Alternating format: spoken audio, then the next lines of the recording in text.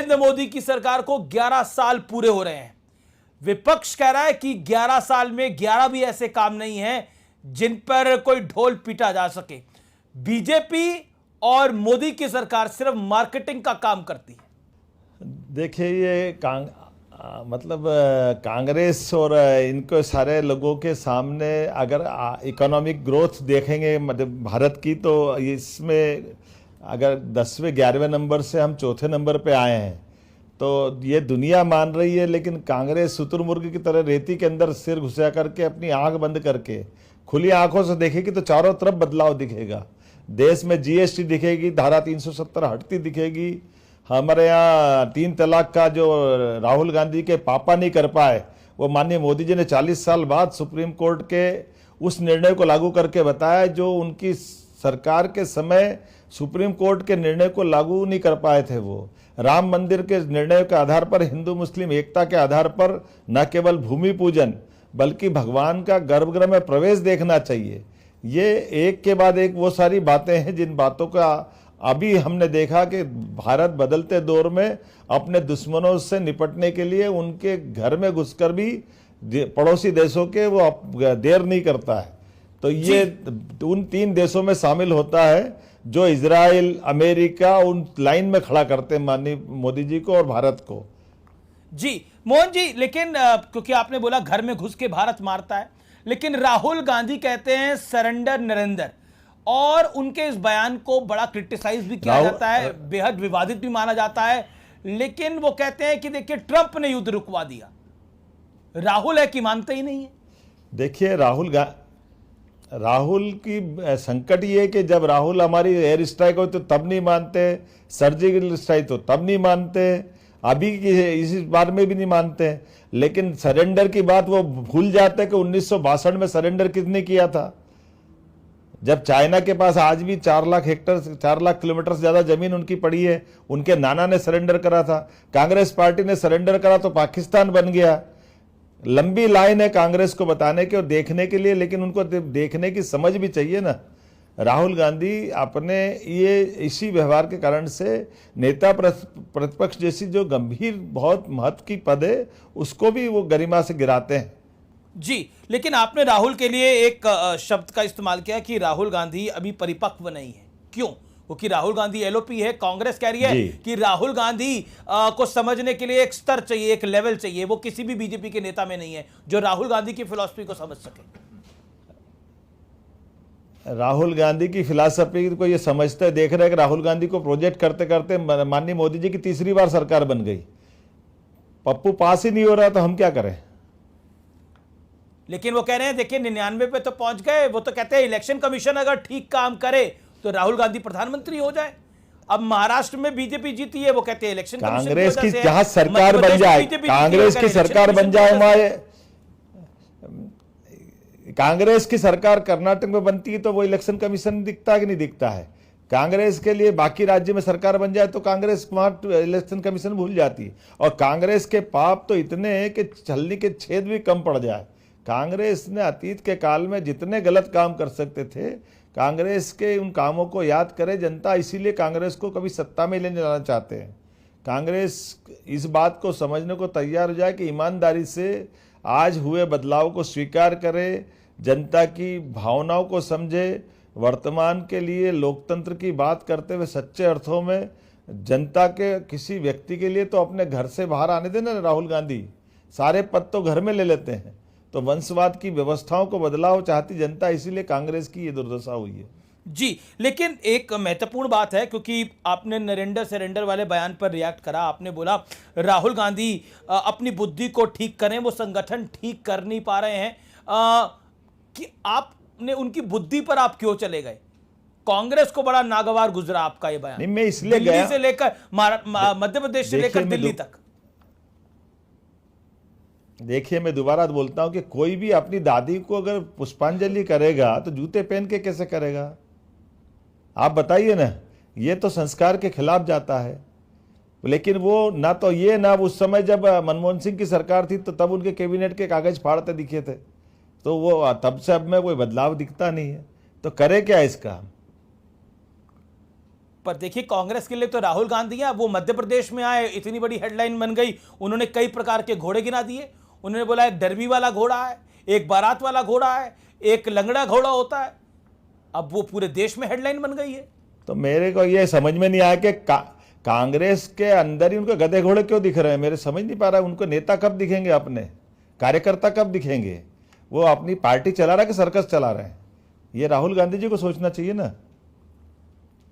तो अब वो अपनी पार्टी को चला रहे हैं, अब उसमें उनको कोई लंगड़ा दिख रहा है घोड़ा, कोई डरबी वाला दिख रहा है, कोई बारात वाला घोड़ा दिख रहा है। दोबारा दोहराना चाहता हूं कि अब आपके नेता ने भी कितना खराब बयान दिया। वीडी शर्मा ने बोला गधों की महफिल में घोड़ा कहां से आ गए। मैंने क्या बोला, मुद्दा यह है कि कांग्रेस ने अगर शुरुआत की है तो ऐसी टिप्पणियों के लिए उनको तैयार रहना चाहिए। जी, मैं फिर आता हूं 11 साल के ऊपर। क्या आपको लगता है कि बीते 11 साल के अंदर, जैसे आपने धारा 370 की बात करी, जीएसटी की बात करी, आपको एक, क्योंकि आप खुद पुराने नेता हैं मोहन यादव जी और सरकार एक चला रहे हैं, अमूल चूल परिवर्तन आपको क्या लगता है, गेम चेंजर क्या लगता है नरेंद्र मोदी के 11 साल के शासन के अंदर? देखिए, ये गेम चेंजर का सवाल नहीं। नरेंद्र मोदी जी एक तरह से उनके इस वर्तमान के दौर में विश्व के सर्वमान्य नेता के रूप में उभरते हैं, जिनके नेतृत्व में हमारा लोकतंत्र गौरवान्वित होता है। वो सुप्रीम कोर्ट में लिए गए राम मंदिर का मामला हो, 3 तलाक के मामले, उनको लागू कराने का साहस रखते हैं। वो हमारी जीएसटी लागू करा करके भारत के अंदर पहली बार आर्थिक रूप से राज्यों और केंद्रों के संबंधों के साथ भारत को सुदृढ़ करना चाहते हैं। नवीन टेक्नोलॉजी के आधार पर दुनिया में भारत का मान सम्मान बढ़ाना चाहते हैं। आर्थिक रूप से भारत को चौथे नंबर की अर्थव्यवस्था में स्थापित करते हैं। इतनी सारी चीजें बताऊं, अभी समय कम पड़ेगा। आप अगल बगल के देशों की तरफ देख लो, एकमात्र लोकतंत्र है दुनिया का सबसे बड़ा जो सुरक्षित है। अदरवाइज लंका में देखो क्या हाल हुआ, राष्ट्रपति जी को भागना पड़ रहा है। बांग्लादेश में क्या हुआ, प्रधानमंत्री को भागना पड़ रहा है। अफगानिस्तान में राष्ट्रपति को फांसी पे टांग दिया गया है। चुनी हुई सरकार के साथ पाकिस्तान में क्या होता है। ऐसे चारों तरफ के साउथ एशिया के देश देखो या दुनिया के अंदर देख लो, लेकिन माननीय प्रधानमंत्री श्रीमान नरेंद्र मोदी जी का रिकॉर्ड देखो कि 60 साल पुराना वो रिकॉर्ड भी तोड़ते जब भारत में तीसरी बार कोई प्रधानमंत्री शपथ लेता है और अपनी विकासवादी एक एक योजनाओं के बलबूते पर वो देश हित में जरा पीछे नहीं हटते जी। तो लोक लुभावन बजाय कोई निर्णय लेने के दूरगामी दृष्टि से कठोर निर्णय वाले, सुदृढ़ शासन को स्थापित करने वाले देशभक्त शासक के रूप में माननीय प्रधानमंत्री जी की पहचान बनी। जी, अगला सवाल मेरा है कि परिस्थितियों को देखते हुए क्या आपको लगता है कि ऑपरेशन सिंदूर के बाद जो प्रधानमंत्री मोदी ने बोला कि अगर आतंकवाद होगा तो इसको हम एक्ट ऑफ वॉर की तरह ट्रीट करेंगे, लेकिन ऑपरेशन सिंदूर को लेकर जो पॉलिटिकल बयानबाजी है, विपक्ष की तरफ से बयानबाजी है, उसको आप कैसे देखते हैं? और आपके भी एक मंत्री हैं, उन्होंने भी, विजय शाह ने भी बड़ा खराब बयान दिया। विपक्ष की मेरा एक कहना है, विपक्ष ने तो हमेशा प्रश्न खड़े किए हैं और विपक्ष को करारा जवाब जनता ने दिया। 2018-19 में जब 16 में घटना हुई तब इसीलिए जनता ने उनको हराया था। 2019 के 23 के टेन्योर में भी एक जब एयर स्ट्राइक हुई थी तब भी ये प्रश्न खड़े किए थे और अभी भी ये प्रश्न खड़े कर रहे हैं। विपक्ष को इन सारी बातों से सबक लेना चाहिए। देश के मामले में जब आज तो पहली बार कांग्रेस सहित सब लोगों ने अच्छा साथ दिया था तो बेहतर होता कि वो अपनी वाणी पे संयम रखते और व्यवहार को अच्छा रखते। जी, विजय शाह पर आप कुछ कहना चाहते हैं? हालांकि कोर्ट में है वो मैटर। वो मैंने कहा कोर्ट में है, इसलिए मुझे बोलना ठीक नहीं लगे। जी, मेरा अगला प्रश्न है, इंदौर का एक बड़ा चर्चित केस है, हालांकि उसका 11 साल से कोई लेना देना नहीं है, लेकिन इस समय पब्लिक सेंटिमेंट है। अब अपना 2 क्वेश्चन खत्म हो गया, मुझे कार्यक्रम में निकलना है। आखिरी सवाल है, ये जो राजा रघुवंशी का मामला आया है और मेघालय में जो हुआ है, जो लड़की पकड़ी गई है, कैसे देखते हैं? क्या आपको लगता है ये समाज के ताने बाने पर सवाल उठाता है एज अ सीएम? देखिए, ये बिल्कुल सही बात है कि हमको विचार करना चाहिए। बच्चों के विवाह करते समय भी बाद में बच्चों पे निगाह भी रखना चाहिए।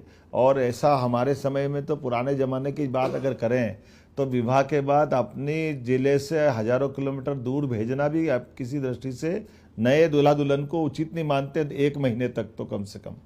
ये जो इस तरह की घटनाओं की बढ़ावा देते हैं, मैं इस पे प्रश्न नहीं कर रहा हूँ, लेकिन ये बात सबक सबको मिलता है कि हमको इस पे पूरे मामले में आने वाले समय में बहुत सावधानी की जरूरत रहेगी। जी, बहुत बहुत शुक्रिया मुख्यमंत्री जी, आप हमारे साथ जुड़े, आपने संवाद किया और नरेंद्र मोदी के 11 साल पर अपनी प्रतिक्रिया दी। धन्यवाद बहुत बहुत। तो ये थे मध्य प्रदेश सूबे के मुख्यमंत्री मोहन यादव जो अपनी बात रख रहे थे। तो फिलहाल सीएनबीसी आवाज के टक्कर के आज के एडिशन में इतना ही। आपको मेरा नमस्कार, शुभ रात्रि, गुड नाइट।